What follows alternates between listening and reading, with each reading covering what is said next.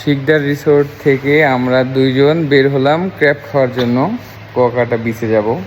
So আমাদের জন্য একটা স্পেশাল গাড়ি ওয়েট করতেছে। আসা হয়েছি। হ্যাঁ, এই যে এটা হচ্ছে স্পেশাল গাড়ি, আমরা এটাতে যাব। এই তোমার এই গাড়ির নাম কি বলো? অটো। অটো? আচ্ছা, টমটম না অটো? শুধু অটো? অটো। বাহ, সুন্দর। চলো, কি মেলা চলতেছে? রাসমেলা। রাসমেলা? ওকে, আমরা রাসমেলায় যাব। শিকদার রিসোর্টটা অনেক সুন্দর, ভিউটা দেখলেই বুঝতে পারবেন। কি সুন্দর অটো, আমরা দুজন হাওয়া খাচ্ছি।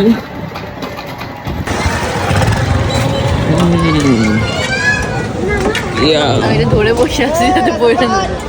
এই যে কুয়াকাটা চলে আসলাম আমরা। ওই সেই নৌকাতে উঠবা? হ্যাঁ, উঠাই দেবে তোমাকে? আমার একবার উঠে ফোবিয়া হয়ে গেছিল।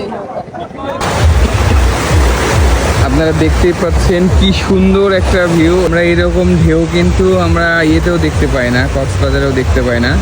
অবশ্য এখন সম্ভবত জোয়ার টাইম চলতেছে, যার কারণে প্রচুর স্রোত আসতেছে। ও, আর একটা কথা বলে রাখি, কুয়াকাটাতে একটা মেলা চলতেছিল। সো আমরা খুবই লাকি যে মেলার সময় চলে এসেছিলাম। আমরা জানতাম না যে মেলা চলতেছিল। যাই হোক, হঠাৎ করে আমি ভয় পাই কারণ আমি একটি ভূত দেখতে পাই। ভূত লাগে। আর এই মেলা নিয়ে আমরা একটা ব্লগ পরবর্তীতে ছাড়বো।